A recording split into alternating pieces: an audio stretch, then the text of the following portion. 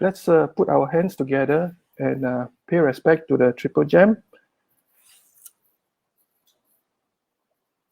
Buddha Bujemi, Dhammam Bujemi, Sangham Bujemi. Let's pay respect to the Buddha, take the 3 refuge and the 5 precepts.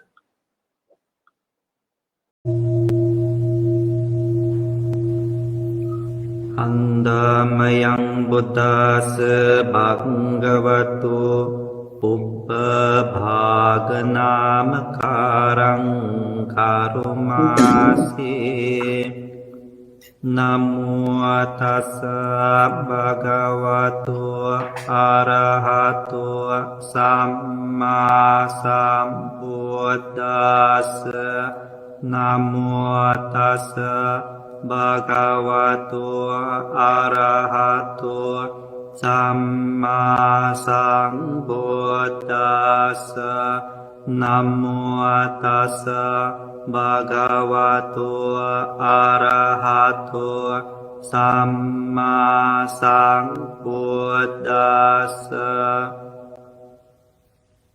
Homage to him, the Blessed One, the Worthy One, the perfectly enlightened one.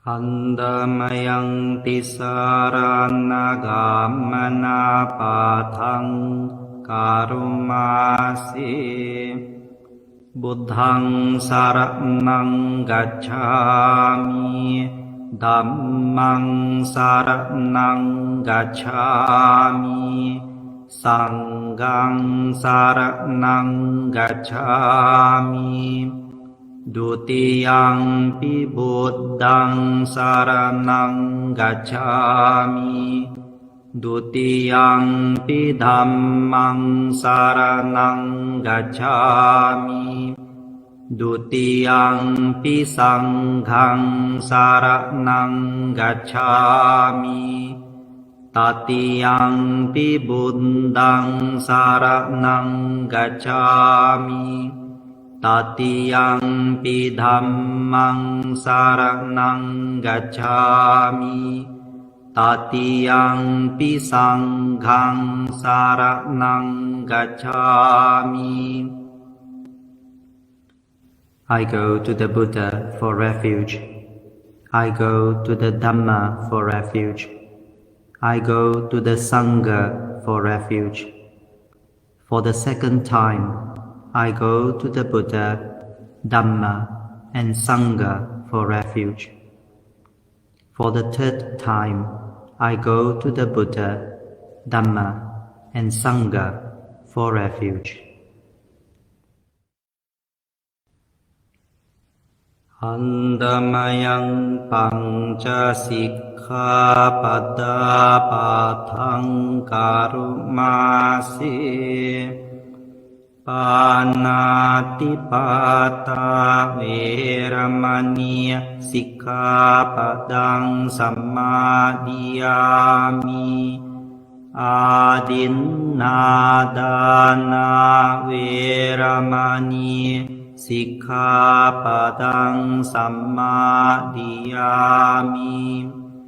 Kamesu miccacara veramani Sikkhapadang sammadiyami Musavada veramani Sikkhapadang sammadiyami Surameraya Majjapammadatthana Veramani Sikkhapadang Sammadiyami Imani Panca Sikkhapadani Sammadiyami Imani Panca Sikkhapadani Sammadiyami Imani Panca Sikkhapadani sammadhiyami. I observe the precept to abstain from killing living beings. I observe the precept to abstain from taking things not given. I observe the precept to abstain from sexual misconduct. I observe the precept to abstain from false speech. I observe the precept to abstain from consuming anything that causes intoxication or heedlessness. I undertake to observe these 5 precepts properly.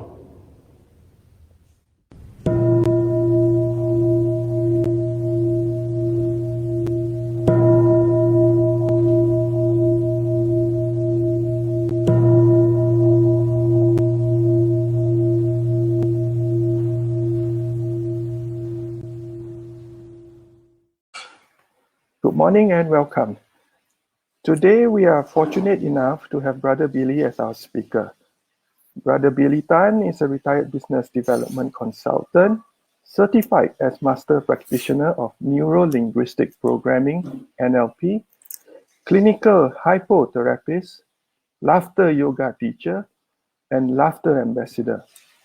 In his sharing the Dhamma, Brother Billy studied under the late Venerable Dr. Unaji Mahathera and has delivered Dhamma sharing throughout Peninsular Malaysia. In recent years, Brother Billy has shared the Dhamma extensively in the Philippines as resident Dhamma lecturer at Wisdom Park, Manila, as well as to Catholic seminary students, universities, theosophical societies, and also to inmates at the women's prison in Metro Manila. So, Brother Billy, the live stream is all yours.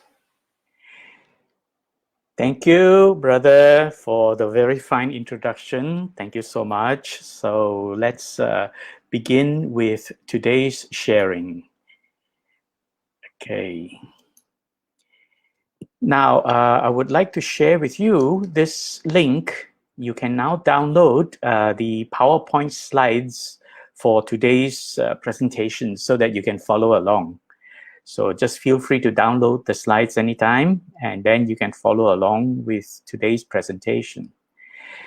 And the topic today is merits of meditation from the Dhammapada study. So what we will do today is we will share 3 verses from the Dhammapada relating to cultivation and meditation. So these are 3 very interesting verses. They are found in the chapter about the path, right? The Eightfold Path. The first one is about a lazy monk, and the second verse is about an evil monk, and the third one is about how a monk became so humble that he became an arahant. So let's begin today's sharing with the first verse.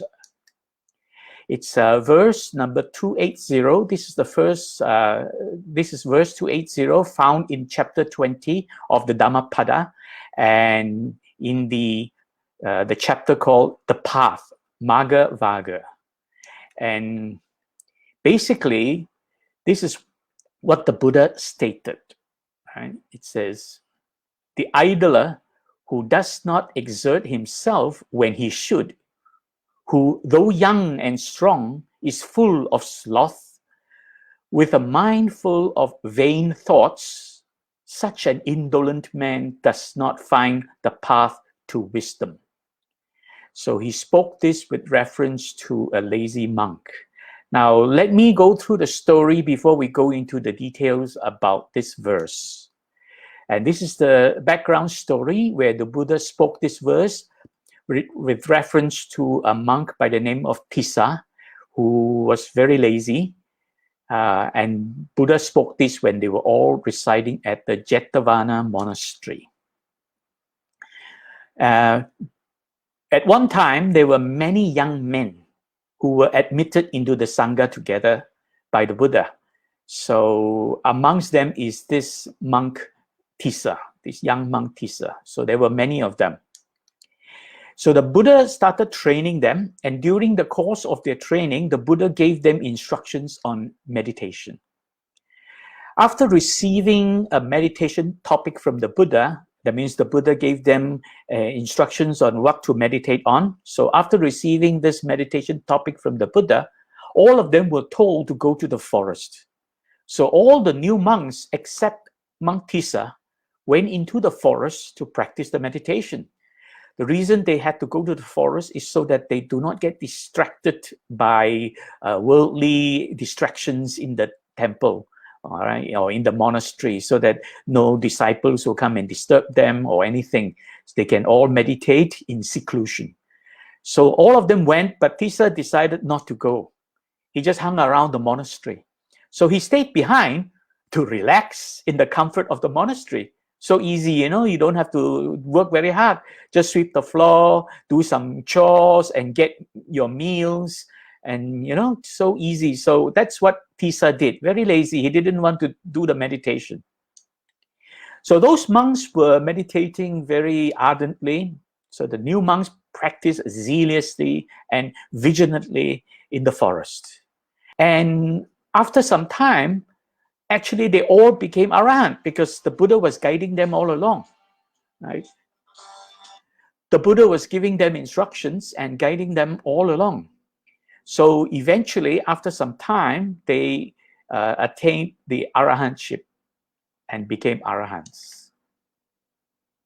So when they came back to the monastery to pay homage to the Buddha, they told the Buddha what they had done, and they were all very happy that they became arahant. And the Buddha was very pleased and very satisfied with their progress and their achievement, since they have all already attained the highest goal, and that is to become arahant, except monk Tissa. Monk Tissa, who stayed behind, did not try hard, and therefore he actually achieved nothing. He was just hanging around the monastery, doing some monastery chores and getting his food and so on without trying very hard. So when Tissa realized that because these monks had all become arahant, they enjoyed a very, very close relationship, very warm, graceful, intimate relationship with the Buddha, because they were all his enlightened disciples. And of course, monk Tissa felt very ashamed, felt very disappointed and very neglected, because he was just a junior monk, no achievement. And he realized he made that mistake. So he regretted that he had wasted all that time instead of following the young monks into the forest to practice the meditation. Then he realized he had to do something. And therefore, he resolved to practice meditation throughout the night. And then, of course, as he was doing his walking meditation at night, maybe it was too dark and he couldn't see properly, he slipped and fell. And in falling, he broke his thigh bone, quite a serious injury, actually. So he endured a very severe injury, and all the monks rushed out to help him. They heard him and they quickly came out to help him. And learning about this incident, then the Buddha knew that, of course, this monk Tissa was trying, but he did not follow the initial instructions. So the Buddha just wanted to teach everybody a simple little lesson. And the Buddha exclaimed, he said, "Monks, one who does not strive when he should be striving, but idles away his time, will not attain mental absorption, jhana, and magga, insight." Right? Magga is the path, here the eightfold path. So this is what the Buddha said, that if anyone is lazy and not trying hard enough when he should, he will never even experience the jhana in meditation, and there is no chance that he can succeed in practicing the Eightfold Way. So this is what the Buddha said. And of course, the verse is, "The idler who does not exert himself when he should, who though young and strong is full of sloth, with a mind full of vain thoughts, such an indolent man does not find the path to wisdom. Now let's examine this verse, and I'm very thankful to Venerable Veragoda Sarada Mahathera from Singapore. He's based in the Singapore Meditation Center. He basically has retired from active speaking. He's quite elderly now, but he has written several books, and one of them, a couple of them he has written, including a very detailed commentary on Dhammapada verses. So I'm learning a lot from his book, and I'm sharing this, and I will give you the link so that you can also get hold of the verses and the commentary. Right? So these are the Pali, and Bhante Sarada translated them very precisely. Right? So we go verse by verse. The first verse, I won't pronounce the Pali because my Pali pronunciation is quite awful. So I won't do that. I'll just show you the Pali verse there, which came from the full verse 280 above. So it says, when an effort is due. So that term basically means that it's time, when it's time for you to do something and exert yourself, and the person does not take the effort. So the person refrains from doing it for whatever reason, right?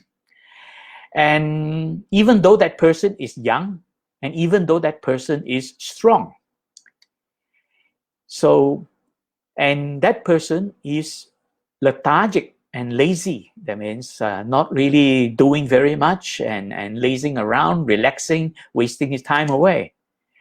So, and when good thoughts arise, the person just suppresses them. Good thoughts are suppressed, and this person, indolent person, will not find the path to wisdom. Okay, so that's really the full translation in detail. So you can see that this is a pretty accurate translation. The translation I showed you earlier on, the full verse, that came from another famous translator, Buddha Rakita, who has written a full book on the Dhammapada. I really enjoy Buddha Rakita's Dhammapada verses. I think his verses, his translations are the most modern and applicable in modern times. Some people prefer another older monk, a previous monk by the name of Narada. Narada is old-fashioned English, so the English in Narada's translation is not so good. But in the case of this Buddha Rakita, his translation is very modern. Okay, so here Bhante Sarada has given detailed Pali translation word for word, so we can learn a lot from here. And in addition to that, Bhante Sarada also made some commentary. Right? So here is his full translation based on the word for word translation. This is Sarada's explanation of that verse. If an individual does not make an effort even at a time when exertion is due, if a person is lethargic even when he is young and strong, if a person suppresses the wholesome thoughts that arise in his mind, if he is lazy, he will not find the path to wisdom. So basically, this is reminding us, these are the Buddha's word translated by Bhante Sarada, reminding us that we have no time to spare. We only have one life in this life, and all the time we have left, this one life is very short. We just have to keep cultivating and developing ourselves. Because all this is good karma, because if we were to cultivate and develop ourselves, if we are reborn again as a human being, that cultivation will not stop. We will resume from there. We know that from the history of the Buddha when he was Prince Siddhartha, and long before that, when it goes back to a very long time when he was a young man by the name of Sumedha. Right? So from those days, he already vowed to cultivate. So life after life, the rebirth of that person who eventually became Prince Siddhartha, He cultivated the 10 perfections, and eventually, when he was reborn as Prince Siddhartha, he became the Buddha. So for us, there is no time to waste. We have to cultivate and practice meditation as part of that cultivation. Right? So now, if you're interested in the explanations in more details, the commentaries, and including all the 3 verses, so I'll be covering verse 280, this is the verse, and 281, which is coming up, and 282. So you can download this document later on if you wish, tiny.cc/Dhammapada 280-282, one word, no link, no dash, no space. This is basically the link to download the document containing the 3 verses and very detailed commentary by Venerable Sarada. And fortunately, Venerable Sarada is still around in Singapore. So he's teaching meditation there. But he's no longer traveling around giving Dhamma talks. So he's basically stopped doing that. Just a little bit of history.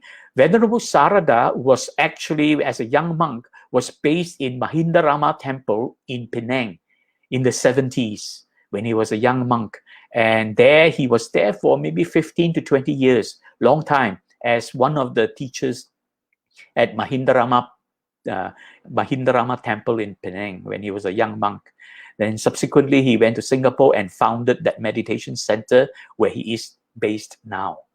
Okay, so this is the document you can download. Very detailed and very helpful commentary from Venerable Sarada. So moving on, we now move on to the next verse, verse 281. All right. Basically, the Buddha recited this while he was residing in Veluvana Monastery. The Buddha spoke this verse with reference to a very evil monk who became reborn as a swine peta, a pig spirit. I'll talk about that in one moment.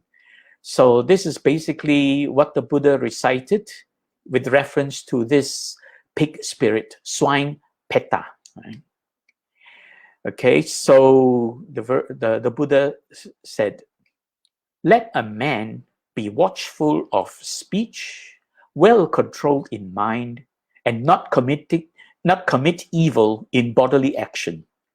Let him purify these 3 causes of action and win the path made known by the great sage." Now, this is the translation by Acharya Buddharakkhita. You can just Google Acharya Buddharakkhita Dhammapada, and you will find his book online where he translated the full Dhammapada. And I really find his translations very suitable for modern use. The modern English is very good in a very modern way, not old-fashioned English like Narada, the previous one. Okay, so this is the verse that the Buddha spoke. Let's take a look at the story behind this, right? The story of the swine peta. And one day, Venerable Mahamoggallana, right, one of the chief disciples of the Buddha, who has some supernatural powers. So one day, Venerable Mahamoggallana was coming down the hill together with another monk, Venerable Lakkhana. And as they were coming down the hill, they saw this very miserable-looking, hungry spirit, a peta. And very strangely, this peta has the head of a pig and the body of a human. So peta is actually hungry ghost, right? So peta is a Pali word, and the Sanskrit word is preta. Basically, I also put the Chinese word there, you can see that. This is referring to what the Mahayanas normally call hungry ghost. Basically, it is a spirit in the lower realm below the humans. See, below the human, our human realm, below us, there's animals, then there is the peta, the hungry ghost, there is the asura, which is some evil spirits, and then to the hell realm, okay? So the peta are very suffering beings. They have very little opportunity to enjoy anything. They live in a realm where they're always suffering, always thirsty for things, hungry for things, and always in need. So they're very needy and very poor thing if you come across one of them. So Mahamoggallana, Venerable Mahamoggallana, together with Venerable Lakkhana, saw one of these. This is roughly what one of these would look like. Right? Very miserable looking, head of a pig and the body of a human. Very miserable and ever hungry. Right? So on seeing the peta, Venerable Mahamoggallana just smiled at the peta, but he did not say anything and just moved on. So he didn't interact with the peta, he didn't say anything, because he knows that this peta is suffering. See, these beings, they are reborn in that realm because in their previous life, they must have done something terrible, right? Something not bad enough for them to be in hell realm, but bad enough for them to be in this suffering realm, the peta realm, right? So, and when Venerable Mahamoggallana returned back to monastery in Veluvana monastery, he told the Buddha about his encounter with this miserable peta, where he saw that this peta had mouth swarming with maggots, all these flies and insects all around the mouth, really very suffering and very pitiful. And the Buddha responded that the Buddha also said he had seen that same peta soon after he attained Buddhahood. That means when Prince Siddhartha first became the Buddha, soon after that, he came across this peta. And again, the Buddha did not say anything about it, because you see, if the Buddha went around telling people about this swine peta, people might misunderstand and think that, oh, this swine peta is an evil being, and they might do harm to this. They might harm this swine peta. They might hurt him and try to kill him or get rid of him, because people are superstitious. People don't understand. Now, notice here, when Mahamoggallana first saw the peta, what did Mahamoggallana do? He just smiled and he moved on. He did not do anything. He did not say anything nasty or, anything. He just smiled and moved on. That I would interpret as an act of compassion, because when you see someone like that and you are in no position to change his life, I mean, he can't make that person become a human being anymore. There was nothing that Mahamoggallana could do to that peta, right? Because that peta was born in that realm, suffering being. And the same thing, the Buddha did not say anything out of compassion. So you can see that Mahamoggallana and the Buddha, out of compassion, they decided not to say anything about the peta. Because when people, the average villagers, when they come across such a peta, they might hurt the peta, and that is not good, So moving on, then the Buddha related the story about how this peta came to be. You see, the Buddha, when he became enlightened, he was a very special Buddha. He was a Sammasambuddha. And as the Sammasambuddha, he actually developed 3 very special powers. The first power was he could see his own past life, going back very, countless past lives in the past. And the second, he could see other people's past lives, how people's karma caused them to be reborn over and over again. So he could see other people's past lives. And from that power, he was able to see what had happened to this swine peta. And here, the Buddha related the story of the history of this swine peta. Right? And he said that during the time of Kassapa Buddha, this particular peta was a learned monk who often expounded the Dhamma. Now, we know in the Theravada tradition, we are aware that there has been 28 Sammasambuddhas. And the Gautama Buddha would be the number 28th. Of course, there is a commentary about the prediction of the next Buddha to come, right? And that would be Maitreya. But let's talk about the first 28, okay? Gautama Buddha would be number 28. Just preceding Gautama Buddha, right, aeons back, countless lifetimes before that, the previous Sammasambuddha was the Kassapa Buddha. So Kassapa Buddha was the previous Sammasambuddha before Gautama Buddha. And during that time, there was this monk who was very good at expounding the Dhamma, spreading the teachings of the Buddha, the Kassapa Buddha. Sorry.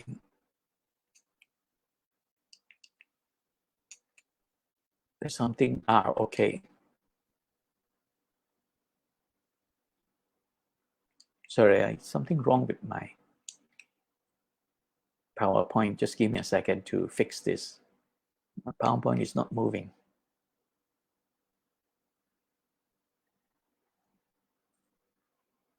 Okay. On one occasion, he came to a monastery.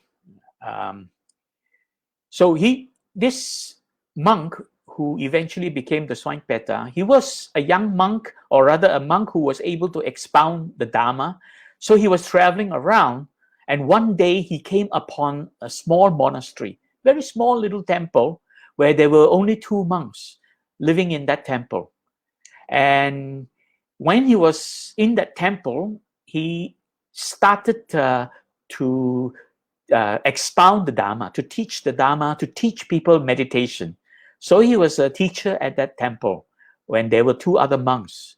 So after staying with those 2 monks for some time, he found that he was becoming very popular, because the villagers around the area every day came to listen to him, and they were giving him dana, and they praised him, and he became very popular and very well known. And people liked him, and he realized that he had now become very popular. But of course, that was not his temple. That temple belonged to those 2 monks. He became very greedy, right? And it occurred to him that it would be better if he could make those 2 monks leave the monastery, so that he could take over the whole temple to become his temple. And he would have the whole monastery to himself. You know, he was so greedy and so evil. So he started causing the 2 monks to fight amongst themselves, right? So he started to set them against each other, so making them quarrel over small little things, and until the 2 monks realized that they could no longer stand each other. And then they decided to leave the monastery and go in their own separate ways. So the 2 monks quarreled so bad, eventually both of them left the monastery in different directions. And this evil monk had the whole monastery to himself. He got what he wanted, so greedy. He did a very terrible things from his speech, basically, and his thoughts and his actions. But primarily, he was saying things to cause them to fight amongst themselves. So as a result of that, on account of this evil deed, the monk was reborn in one of the very terrible realm. It's a hell realm, right? Avicii Niraya. Niraya is the hell realm. And then subsequently he was reborn, right, as Swampeta. And serving out the hell realm, remaining part of his term, then he was reborn as a Swampeta. So now he was elevated from the hell realm, elevated to the hungry ghost realm. Still not yet a human, so still in a very suffering realm, Swampeta. And because he was using his speech to cause those 2 monks fight among themselves, so therefore he was born as a Swampeta with his mouth swarming with maggots. And as a pig, it is symbolic of one who is greedy. See, the pig is always associated with greed, because in traditional thinking, the pig does nothing but eat all day long and get very fat. So therefore, a pig would be considered a very greedy animal. So therefore, he was reborn as a swine petter with his mouth swarming with maggots because of the evil speech that he engaged in. Then the Buddha spoke these words. He says, a monk should be calm and well restrained in thought, word, and deed. That means in your thoughts, in your speech, and in your actions. Therefore, this verse was then elaborated. Let a man be watchful of speech, well controlled in mind, and not commit evil in bodily action. Let him purify these three courses of action and win the path made known by the great sage. Now, it's important to recognize that your thinking, your speech, and your action, all three are really the manifestations of karma, right? So the Buddha did say, cetana is karma. Cetana means intentions. That means when you think evil thoughts, even though you did not do anything about it, if you think of wanting to kill someone or wanting to harm another person, that thought itself is bad karma, right? So thinking, speaking, and doing, all these are the three manifestations of karma. They call them the three doors of karma, right? Doors means you come in and go out, right? What you can enter and what you can release. So this is really, these are the three doors of karma. So let's examine the verse by commentary of the verse, word by word, by Venerable Sarada. Okay, it says, well guarded in speech, in the mind, and here the Buddha used the word manasa. Manasa, okay, I want to elaborate this slightly. The Buddha used three words to describe the mind. Vijnana, which means perception. That means you are aware of objects. When you see, hear, smell, taste, and touch, you become aware of objects. That is vijnana, arising from panchakanda, 5 aggregates. So that is one part of your mind, one of the activities of mind. The second activity of the mind, the Buddha calls mano. Mano is your thinking mind, conscious thought and rational thoughts. That means and also creative thoughts, creating concepts, right? So your own willful thinking. And the third word the Buddha used to describe the mind is chitta.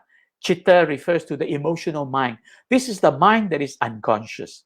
It arises to disturb the thinking mind, right? To distort your thinking. So in other words, emotional thoughts, emotion is not able to think.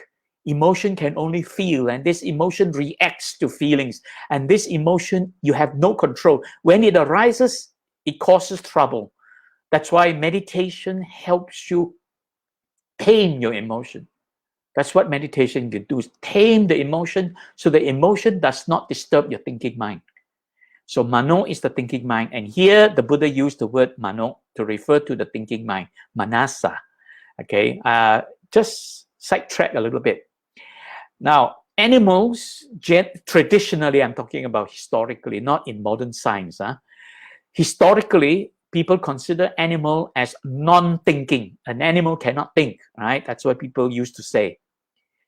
But humans can think. So in ancient times, they call human manasa with a double S. Manasa with a double S, right? So manasa is referring to human being. And in fact, that the Sanskrit root word was translated in Bahasa Malaysia. What is the Bahasa Malaysia word for humans? Manusia, right? So it came from manasa. So that means thinking being. So here manasa means the thinking mind, right? Well restrained in the body. That means guarding your speech and your thoughts and restraining your bodily actions, right? And you will not be doing any evil. Evil actions are not done. So you will not be doing any evil. And these are the 3 doors of karma. And this is a very important phrase here, Tayo Kamapate. This basically means the 3 doors. Tayo is 3, Kamapate, from the word karma. So the karma, the 3 doors of karma. Your thinking, your speaking, and your doing, physical doing. Right? So keep your 3 doors of karma cleansed. And therefore, by that, you will attain the noble path and realize, that is realized by the sages. That means realized by the wise people, the enlightened people, the enlightened beings, right? Those who have already attained Arahant. Right? So basically, by guarding your speech, your thinking, and your bodily action, and cleansing these 3 doors of your karma, you have an opportunity to attain the noble path that leads to enlightenment, that these enlightened beings have realized. So again, this is relating to how to avoid evil, do good, and purify mind. Right? So this is a very wonderful explanation, word for word, by Venerable Sarada. Now, Venerable Sarada then went on to explain with commentary about this Kamapate, the 3 doors of karma, mind, speech, and body. Views regarding karma tend to be controversial. Though we are neither absolutely the servants nor the masters of our karma, it is evident from counteractive and supportive factors that the fruition of karma is influenced to some extent by external circumstances, surroundings, personality, individual striving, and the like. Okay, so let's look at it. Here he says that when people talk about karma, there are so many different views, so many different opinions. You know, I hear some people even elaborate. You know, some of them are supposedly very well learned people, and yet they will say, if you do this action, you will create this result. That means this action leads to this outcome. Now that doesn't necessarily happen. Like, for example, he says, if you kill a person, you will be killed by another person. That may not necessarily be so, because that there are so many other things coming into play. So therefore, don't be superstitious about karma, okay? Because there's a lot of controversy about it. Karma in rebirth is not something which the Buddha was coming to tell all of us. It is something that has been there for aeons, going back to the beginning of time. Karma and rebirth has been there all along. The Buddha just came along and reminded us. But the main teaching of the Buddha is really the Four Noble Truths and the Eightfold Path. A lot of people get very distracted, right? Especially those in other schools. They so focus so much into karma and rebirth, they basically forgot that it is really about cultivation, right? It is not just about doing A, result in B, that kind of thing, you know? So don't get too superstitious about doing this and then that outcome will happen to you. No, not necessarily, you know? If you are a stingy person, you don't give to the poor, oh, one day you will become very poor. That doesn't necessarily happen. It may happen, but not necessarily, you see? Because there are many other factors. As you see in the bottom 3 lines, fruition of karma is influenced to some extent by external circumstances, surroundings, personality, individual striving, and the like. So what are we talking about, right? What are we talking about here? External circumstances. See, there are people who have done a lot of good in their life. They have lived a good life and have been selfless, contributed a lot, and helped a lot of people. And yet, there are some who unfortunately contracted coronavirus, and some suffered terribly, and there might even have been some who might have died from the coronavirus. See, therefore, you cannot say, oh, just because a person has done so much good, he will never suffer from coronavirus. That is not necessarily so, because coronavirus is an external circumstances. We have no control over circumstances.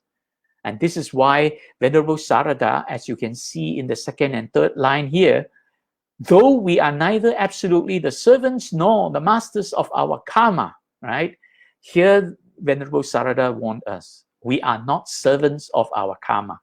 That means we are not oppressed by the karma. We are not, if something terrible happens to us, we are not stuck with that and we can't do anything about it. That is not the case, right? And we are neither the masters. We can't control it. We can't do anything to change karma that has already transpired. But what we can do is do good, and in the process of doing good, we would be creating good karma, and good karma leads to accumulation of good merits. And hopefully by doing good karma, the good merits we have accumulated would help us reduce the suffering from our bad karma. And this is really the important lesson to learn about karma. If you're able to continue to live a good life, do good, help people, be selfless, and don't fall prey to the three evil roots of lust and greed, anger and hatred, and delusion of self-centered existence, and just keep cultivating, all these good deeds that you do will help reduce the suffering you might encounter as a result of whatever bad karma in the past you have done or in previous lives that have not yet taken fruition. So realize that we have no control over our circumstances. So this is a very simple, wise teaching by Venerable Sarada here. And Venerable Sarada went on to say, it is this doctrine of karma that gives consolation, hope, reliance, and moral courage to a Buddhist. When the unexpected happens, difficulties, failures, and misfortunes confront us, the Buddhist realizes that he is reaping what he has sown and is wiping off a past debt. So very wise words here. He says that if ever something unpleasant happens to us, if something, a misfortune happens to us, a terrible thing that happened in our life, what really has happened is that we are reaping what we had sown in the past. It could be past life. Maybe not this life, but it could be past life. And in so happening, we are wiping off a past debt. That means that bad karma that was accumulated, that led to this misfortune that we are encountering, we are wiping off that past debt. That past debt is gone. It will not come back to haunt us anymore. Basically, what he says, there is hope. In other words, when we see a misfortune happen to us, we don't become slaves to it. We are not servants to it and say, oh no, my whole life is ruined. How can I live on with this terrible thing? Even if business went badly during the coronavirus pandemic and you suffered a lot of losses in your business, there is still an opportunity to recover. The losses you have suffered, you have actually wiped off some past karmic debt that now you will not have that happen again. That basically you have wiped off this past debt. So there's hope. Instead of resigning himself, leaving everything to karma, he makes a strenuous effort to pull out the weeds and sow useful seeds in their place, for the future is in his hands. So he says there is hope because we can now go on and do something, do good, sow useful seeds. And if you are not able to participate in a humanitarian project, at least you can do something to calm yourself and cultivate your mind. If you are stuck at home and you can't go out and volunteer your service to help a temple because they are all closed and you are stuck at home, what are you going to do at home? If you can't go outside, go inside, meditate. You see? So this is one of the efforts you can do to sow useful seeds. And one day you will reap what you sow. Your meditation will help you. right? So there's hope. Even when bad things happen, like coronavirus, we're all stuck at home, we're very unhappy, spend that time. And in fact, I can tell you, during this past 1.5 years, I had enjoyed a wonderful time with my family because we spent so much time together. And at one time, we were happily cooking. Now, we got a little lazy, just order the food online. But at one time, in the beginning, every day we were cooking, So we had a lot of wonderful time together. So we make use of that opportunity to do something helpful, something sowing useful seeds. So if you find yourself having free time, don't go and watch movies and watch Netflix and YouTube while I talk, whatever. Go and practice your meditation, right? Don't spend too much time in front of what we call the idiot box, the TV, So now Venerable Sarada went on to say, he who believes in karma does not condemn even the most corrupt, for they have their chance to reform themselves at any moment. Here is a very wise word of kindness from Venerable Sarada. It says, he who believes in karma does not condemn even the most corrupt. That means if you see someone doing something bad, you can either help him or help his victims. But you don't have to go condemning him and say, this guy is so bad, blah, blah, blah, blah. Your speech, you're of anger, condemning someone, realize that is bad karma. You are creating unwholesome karma by speaking bad things about a person who has done wrong, right? Realize that. So now somebody did wrong. And what happens? You went on to say terrible things about that person. That's not good. So therefore, he who believes in karma does not condemn even the most corrupt, because everybody has a chance to change, for they have their chance to reform themselves. Though bound to suffer in woeful states, they have the hope of attaining peace. By their deeds, they create their own hells. By their own deeds, they also create their own heavens. A Buddhist who is fully convinced of the law of karma does not pray to another to be saved, but confidently relies on himself for his emancipation. So don't get superstitious, thinking that if you pray so many times, you are going to create a lot of good karma. Praying itself is not creating good karma. Because praying, the action of praying, you're not really doing something to help someone or to really physically help yourself. Maybe it calms you down a little bit, but that's not enough. So don't be superstitious and start doing all kinds of superstitious rites and rituals. That will not wipe away your bad karma.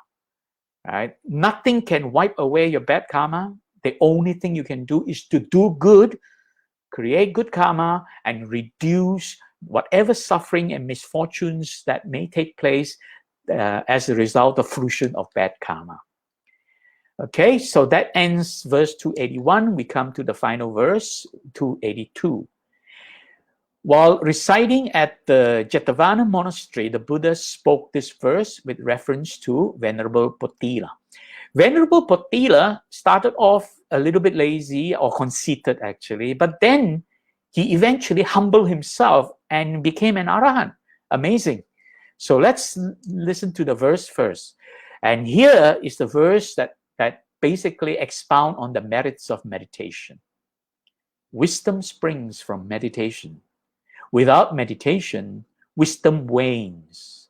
Having known these two paths of progress and decline, let a man so conduct himself that his wisdom may increase. So in other words, if we were to meditate, we are doing something that can help us cultivate insightful wisdom into the realities of life. But if we don't meditate, we could lose that opportunity. We will not have the chance to cultivate insightful wisdom about the realities of life. Anicca, dukkha, anatta. Right? So meditation can help deepen our understanding and our realization of anicca, dukkha, anatta. And by so doing, we would gain insightful wisdom. If we don't do that, we will have missed the opportunity.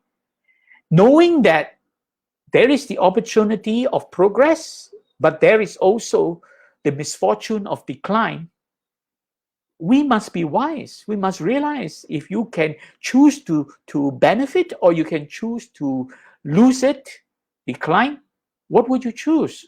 So let the man so conduct himself that his wisdom may increase by practicing meditation. So this is one of the most important merits of meditation, that if you practice meditation ardently and vigilantly, you will be able to cultivate at least some level of insightful wisdom, deeper understanding of anicca, dukkha, anatta. And eventually, once you have a full understanding, you would have gained panya.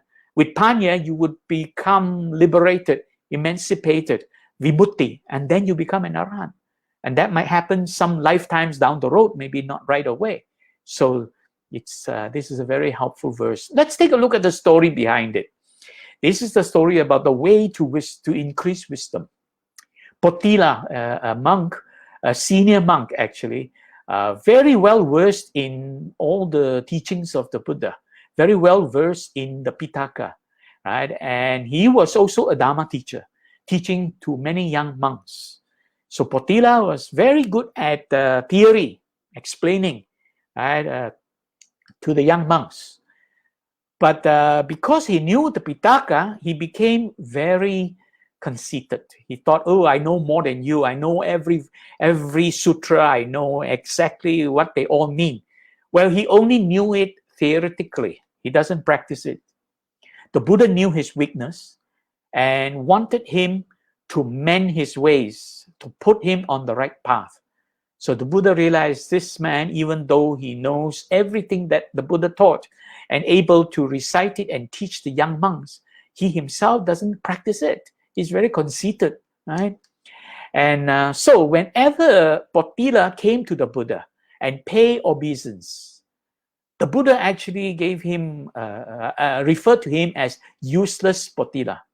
You know, it's very strong, but there's a reason why the Buddha did that. You know, it's very strong words the Buddha used, but the Buddha would address Potila as useless Potila every time Potila came to see the Buddha. Okay. And Potila realized that it's not good. He was hurt by that, and he realized. And this was actually Buddha's intention, to make him realize. So when Potila heard these remarks, he started to ponder. He's not dumb, you know, he's a wise person. He started to ponder over what the Buddha really meant. And then he realized that the Buddha was simply reminding him that he, Potila, had not made any serious effort to practice the meditation and had not achieved any of the margas or even any level of the jhanas. Marga is the path, right? Marga actually refers to path or the way, or more precise modern explanation of the word marga is method or methodology or process. So that means a series of steps you take. That is really what marga is. That's why the Eightfold Way is called the Arya Marga. Arya means supernormal, the highest level. Marga, the way of the supernormal being. Arya Marga, the Eightfold Way. So marga can also refer to the teaching of mindfulness, Satipatthana. It can also refer to the basic meditation of Anapanasati. That is also a marga. That means one of the methods. So here, he has not done any of these methods and has not been able to attain any jhana at all because he never meditated. So he realized that. That's what really Buddha was referring to, because he saw that every day a lot of the young monks, they were meditating, but he didn't participate in the meditation. So he realized that in that temple, he is a senior monk. He was well respected. He realized that he could not stay on in that temple to join the novice junior monk to learn how to meditate. To him, it would be quite embarrassing for him, right? So without telling anyone, Venerable Potila decided to leave the monastery, because this is a big monastery. Jetavana is the biggest monastery in those days, right? 1,000 monks or whatever, 500 arahants there. So basically, Venerable Potila left Jetavana monastery for a small monastery far, far away, so that he could then learn meditation without young monks laughing at him, so that he doesn't get any disturbance. So he came across a very small monastery with only 30 monks in that small little monastery. At that monastery, there were only 30 monks. And first he approached the most senior monk, right? The chief teacher or the chief monk, the most senior monk, and humbly requested this senior monk to be his teacher, teach him meditation. Now, these senior monks in this monastery, they may or may not already be arahant, but they are very wise. They realize that this Potila has never practiced meditation, even though he knows the Pitaka very well and he's so senior, but he never really practiced. He knew that this person has to start from the very beginning. So the senior monk rejected him and passed him to the next level down. You go and see the other monk, the lower one. So he went to see the next one. And the next one rejected him and passed him to the next one, to the next one, to the next one. So he kept approaching lower and lower and lower teaching monks until he came. So in this way, he was sent from one to another until he came to a 7-year-old Samanera, not even fully ordained, but this Samanera is already an Arahant. So he came to a 7-year-old Arahant Samanera, who actually accepted him as the student. Imagine, this 7-year-old Samanera, not even fully ordained, this 7-year-old Samanera would accept this elderly monk, probably in his 60s or 70s, to accept him as a teacher, to teach him meditation. And on only one condition, that Potila follow his instructions, the instruction of this Samanera. But of course, this Samanera is no ordinary Samanera.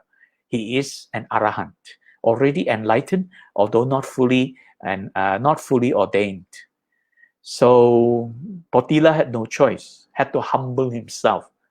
The fact that Potila accepted a 7-year-old as his teacher, it speaks volume for his humility and his willingness to learn.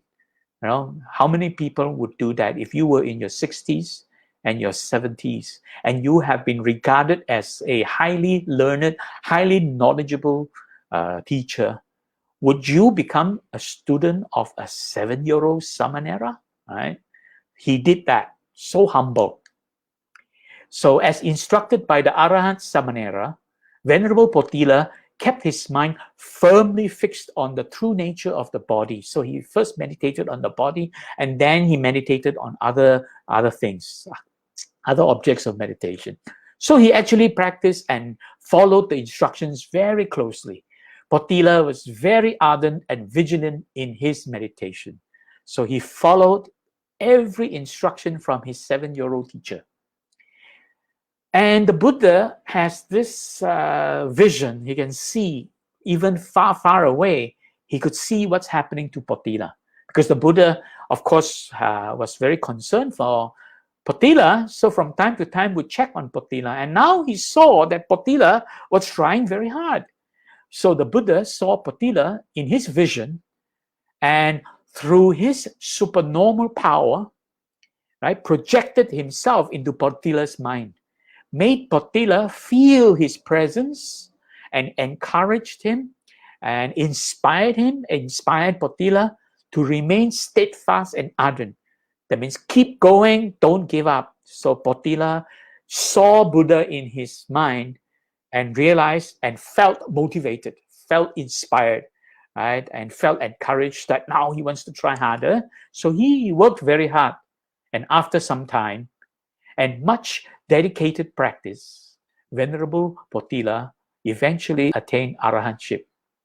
He became an arahant.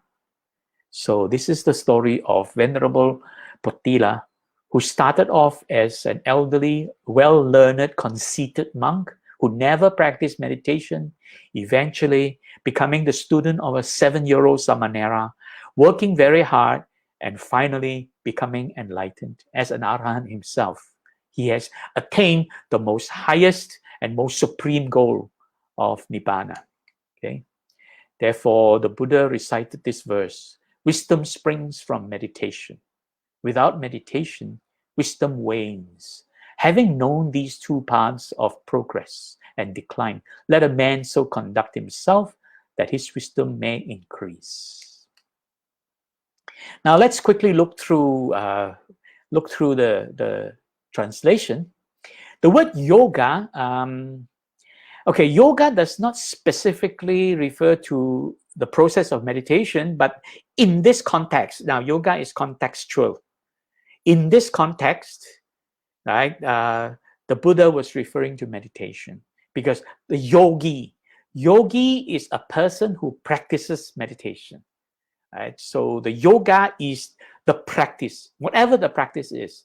Right? So it could be these traditional Indian yoga, or it could also be some exercises, or it could be meditation. So here, in this context, yoga is used to refer to meditation.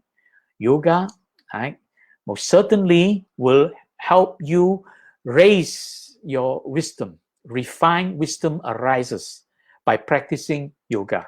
Certainly, right? Practicing yoga will certainly lead to that. And by not practicing, and because people don't practice meditation, then there is erosion of wisdom. That means the opportunity to become wise is gone. You've lost that opportunity. You can never be wise if you don't practice. There is progress, which means you will practice, you will advance, and there is decline. And we know there are these two paths, these two directions. You can progress or you can decline. Having known these two paths, and in what manner, by oneself, we ourselves, we can do something to establish. And in that way, we will increase the wisdom. So we have the power within ourselves, the opportunity and the power to do something for ourselves practicing meditation. So this is really the translation word for word of this verse. And Venerable Sarada basically translated it as, from reflection and concentration meditation, refined wisdom arises. Through the non-practice of concentration, wisdom erodes. Once these two paths, one leading to progress and the other to decline, are recognized, one must conduct oneself to increase wisdom. So reflection and concentrated meditation. Right? Reflection is basically observing. Right? So that's good. Observing your breathing. So this is really samatha meditation, observing the process of breathing, reflection.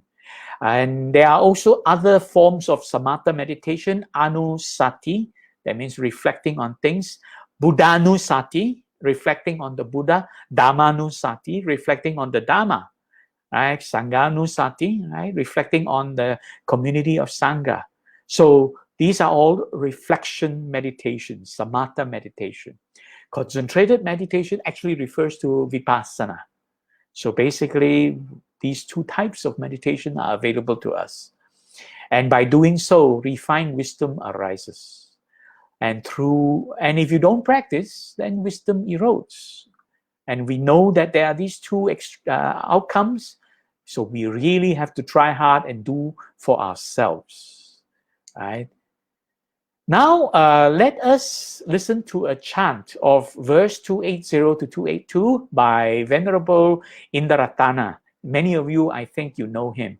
He used to be based at SJBA before he returned to Sri Lanka. He now has his own center in Sri Lanka. Very well-established center now. Now, he was in SJBA for a few years. Before that, he was also a young monk residing in Sentul Temple. Right? So I met him way back then when he was a young monk at Sentul Temple. But now he is the chief monk of his own center, meditation center in Sri Lanka. He's gone back to Sri Lanka. He will not be back here to be based in any temples here. He has his own temple now.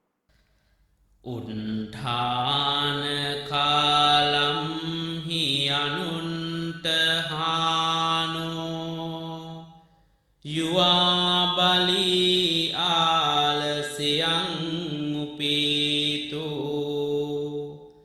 Saṅsanta saṅkampa mano kusīto Paññāya mangaṃ alaso na vindati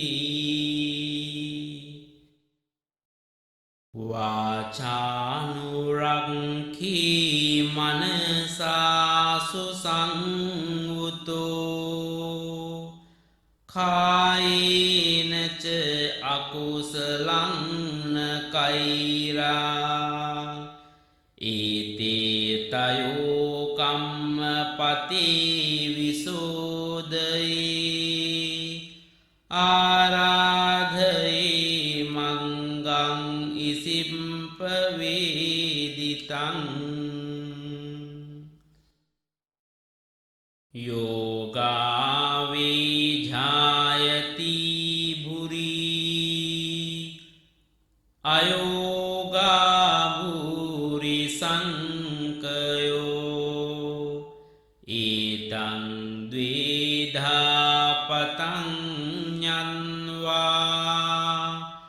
bhāvāya vibhavāya ca Tantanthānaṃ niveseyya yatā bhuri pavandhati.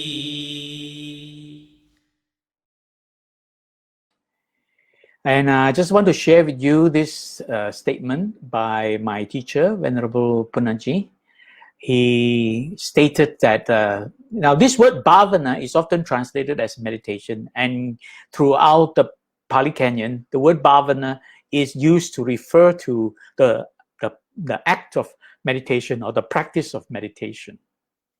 But the real meaning of bhavana really means cultivation and development, right? Or more importantly, development. Okay. It is by being conscious all the time that we can control our emotions. The constant practice of being conscious is what the Buddha called bhavana, development. Okay. So let's look at the first sentence. It is by being conscious all the time that we can control our emotions. Now, I mentioned previously, we have three minds, or rather three activities in the mind. Vijnana, which means the perception of objects that we see, hear, smell, taste, and touch.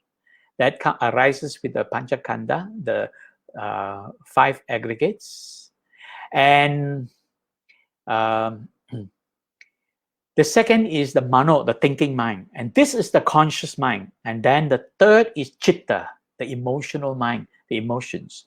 And I mentioned to you, it's the emotion that is disturbing the thinking mind. And by disturbing the thinking mind cannot think clearly. And therefore, the thinking mind tends to follow emotions. And that is not good. What bhavana does is to calm and still the emotion. So samatha meditation is to still the emotion, to allow the thinking mind to become clear. So stilling the emotion allows the thinking mind to become stable and able to see clearly. And then comes the next part of the meditation, the vipassana meditation. Because of that, you're able to see clearly. You now can see and gain this insightful wisdom, seeing through and understanding deeply what is anicca, dukkha, anatta. As long as your emotional mind, the chitta, is disturbing, you cannot see clearly. So in other words, if you don't practice samatha, you will not be able to succeed in practicing vipassana. That is the bottom line. So therefore, you need to still the emotional mind so that your thinking mind can see clearly, and this conscious seeing, that is the consciousness that Bhante was referring to. It is by being conscious all the time that we can control our emotions. So stilling the emotions. And this is bhavana, development. Now I want to, at this time, very quickly say bhavana, sometimes translated as cultivation, sometimes as development. But there's a slight difference. Cultivation means the process of doing. Development means as you do, you progress and you advance and you gain the fruits of your action. So development refers also to some results you realize. So that's why it's a much more advanced stage than cultivation. So it's really development, right? So I hope that has been helpful. I will finish off with this last slide. No matter where you learn your meditation, anywhere, if you are a newcomer to meditation, don't worry. Any opportunity to learn it, just go and try it. You can gain something from it, even if you don't do it very well. You can learn to sit there and quiet your mind and gain something. And what can you gain? Here is a list of them. It helps you slow down your heart rate. It helps you improve your blood circulation because you're now more relaxed. You are allowing your body to relax and calm down. And it lowers your blood pressure. And from there, it starts to enhance your immune system because your body is not contaminated with stress hormones. Now your body has a chance to heal itself. The body is a self-healing wonder. It can heal itself. So the immune system can be enhanced if you don't have these very toxic stress hormones flooding your body because you were all very active, you see. So enhancing that and calming your anger, fear, anxiety, relieving any unhappy moods because you can now relax and feel very calm. So no matter how poor you are at meditation, some of these you will benefit from, definitely. But if you follow a good teacher, then you can get additional benefits. You can learn how to tame lust, hatred, and delusion, the 3 evil roots. You can learn how to abandon these 5 hindrances. There are 5 emotional disturbances that disturb you. These 5 hindrances are emotional disturbances. Once you're able to abandon them or suppress them or momentarily put them to rest, your mind can then enter into a state of jhana, right? And cultivate this systematic introspection, Sabbadānaṃ. You can now enter into the state of jhana and develop the clear mind, clear-mindedness, conscious mind, right? Develop this cognitive consonance, conscious mind, and stable mind. Then you are able to investigate anicca, dukkha, anatta. Investigate this cognitive experience that everything is anicca, and if we are not careful, it leads to dukkha, and in reality, there is no self to contend with. And then you will gain insight into these realities, the 3 realities of our existence, anicca, dukkha, anatta, and then you will become wise.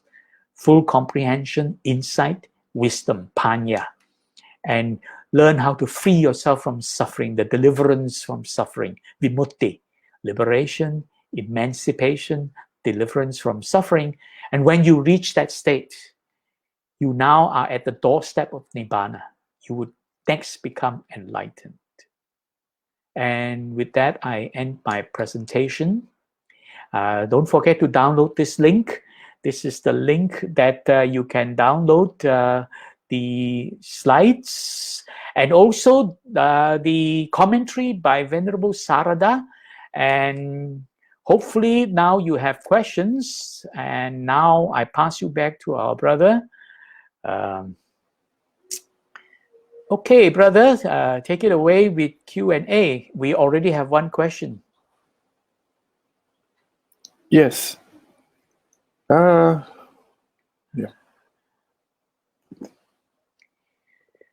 So the question is, what does it mean already an arahant, but not yet ordained now? He is ordained, but not fully ordained. There are two levels. First, we'll talk about the ordination.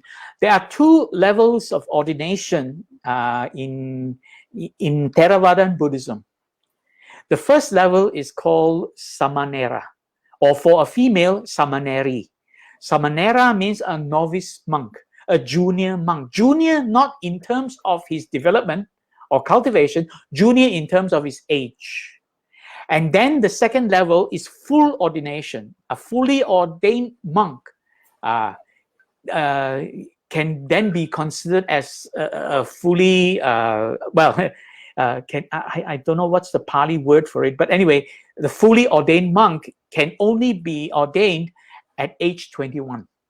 So any monk, no matter how well developed he is, before he reaches the age of 21, cannot be fully ordained. He can only be ordained as a samanera until he reaches the age of 21, and then he can become fully ordained. So this young monk at the age of 7 was a samanera monk and had already practiced and attained to become an arahant. But he cannot be fully ordained yet. He is ordained as a samanera, not as a fully ordained monk. So I hope that answers the question, that there are two levels of ordination: samanera, novice ordination, and the fully ordained monk, which is only allowed for someone age 21 and above. Okay, Yes, that that's was good. one question. That's another question. This is my question. What Okay. advice? What advice? Sorry, go ahead. Go ahead. Okay. What advice can you give us to find the time and commitment to meditate? I'm sure a lot of people, would like to meditate to gain the benefits.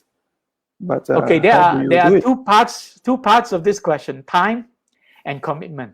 Now, commitment, I'll comment on that later. But time is quite straightforward. I know some of us are busy. At one time, I was very busy with a lot of work, and those days I wake up around 7 o'clock, and then I get on with my breakfast, take a shower, and then I start working at 8. And I found I didn't really have much time in the morning to meditate. By the time evening comes, I'm so tired. If I try to meditate, I tend to get sleepy.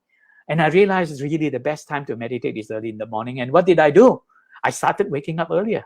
So I started waking up half an hour earlier. At times, if I could wake up, in fact, I got so used to waking up around 6:30 that it was automatically, I wake up before the alarm goes off. I always wake up and press the alarm before it rings. And then I take my shower and do some meditation, right? So this is really, and now during pandemic time, things are more relaxed. I don't have to wake up that early, but I still wake up around 7 o'clock and do my exercise cycling at home, because without physical exercise. So morning is really the best time.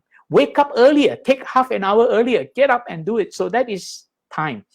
Evening, you can also do it, but there are two instances you should try not to start meditation. First, when you come back from work, and that is, here we're referring to when everything is back to normal. You go to office, you come back from office, 7 o'clock, 8 o'clock, or 6 o'clock, whatever time you come back from office, straight away, you're very tired. Don't meditate then, because your body is still trying to recover from the day's activity.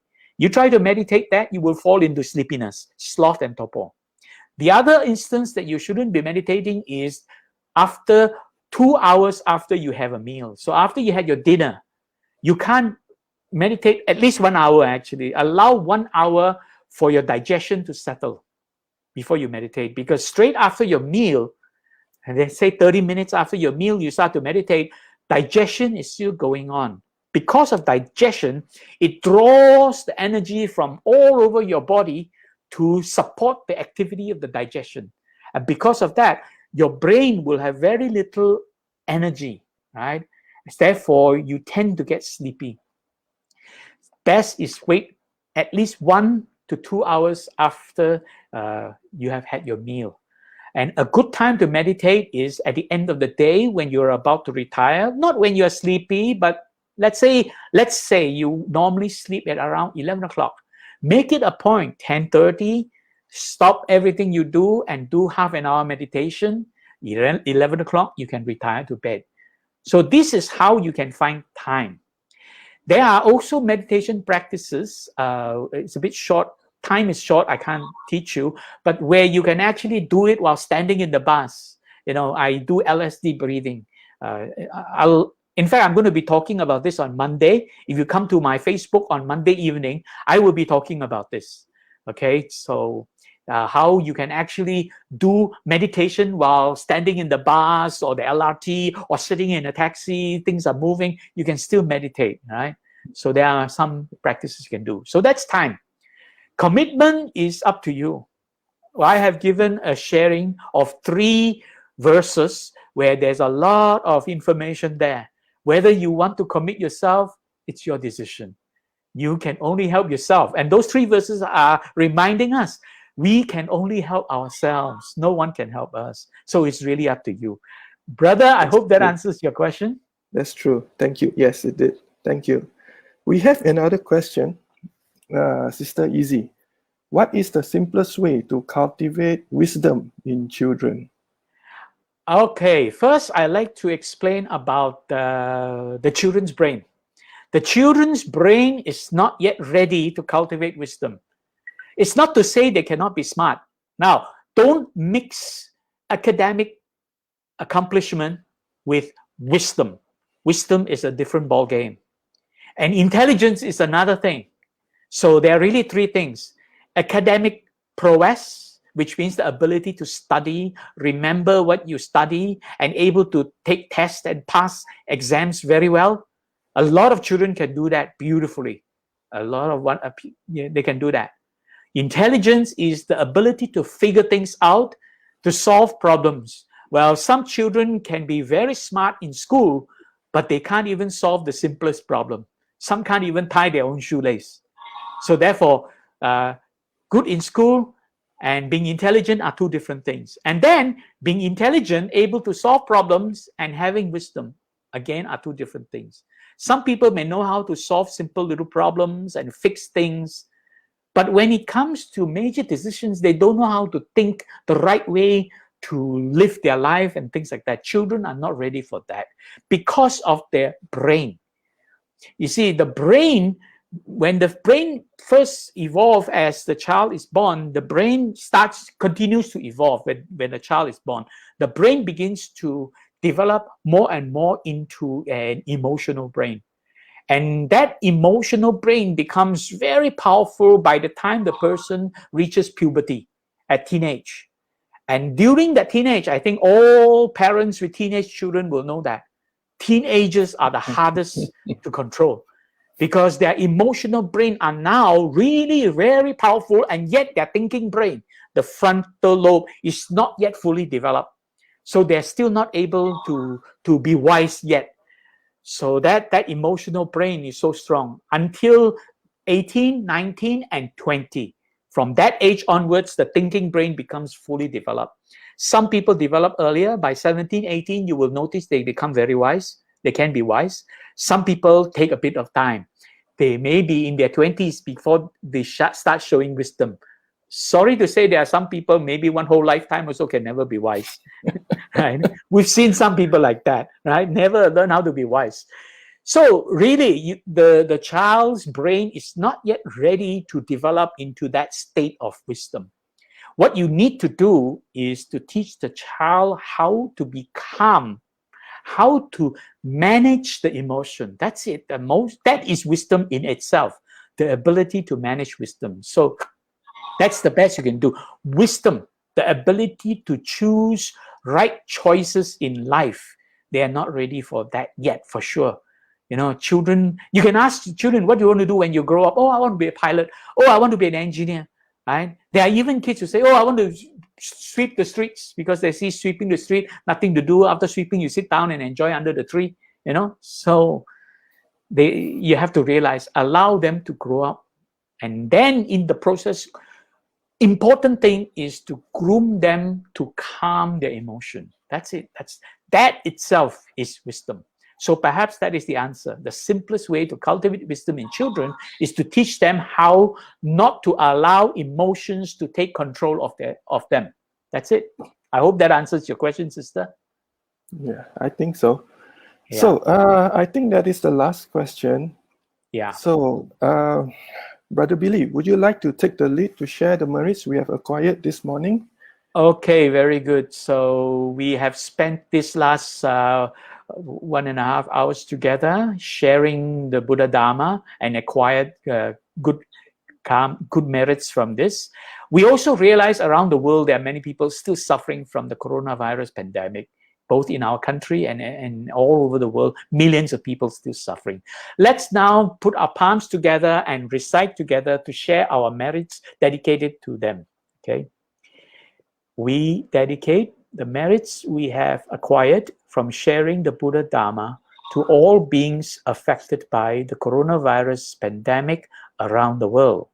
May suffering beings be suffering free. May the fear-struck fearless be. May grieving beings shed all grief.